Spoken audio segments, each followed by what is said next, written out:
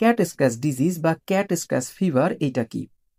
এটা এক ধরনের ব্যাকটেরিয়া জনিত সংক্রমণ রোগ। বিড়ালের আচরে বা কামড়ের মাধ্যমে যখন এই ব্যাকটেরিয়া অর্থাৎ বার্টোনেলা হ্যান্সলি মানুষের ত্বকে প্রবেশ করে, তখন যাদের ইমিউন সিস্টেম দুর্বল তাদের এই সংক্রমণ রোগটা দেখা দেয়।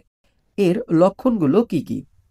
বিড়ালের আঁচড়ের জায়গা ফুলে যাবে, লাল হয়ে যাবে, জ্বর আসবে, ব্যথা অনুভব হবে এবং ৩ সপ্তাহ পর অনেক সময় লিম্ফ নোড ফুলে যাবে এবং ঘাড়, গলা এবং এইখানে ছোট ছোট নোডিউলের মতো দেখা দেবে।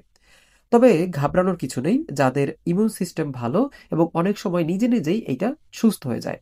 তবে বাসায় যদি বয়স্ক বা বাচ্চা থেকে থাকে, তাদের ক্ষেত্রে এটা মাঝে মাঝে সমস্যা হতে পারে। যখন লিম্ফ নোড ফুলে যাবে বা অনেক বেশি দুর্বল হয়ে যাবে, পুঁজ দেখা দিবে, তখন অবশ্যই একজন ডক্টরের কাছে যেতে হবে। ভালো লাগে তাহলে ভিডিওটা লাইক করতে পারেন।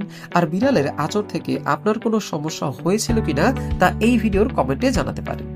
আপনি এবং আপনার বিড়াল দুজনেই সুস্থ থাকুন। ধন্যবাদ।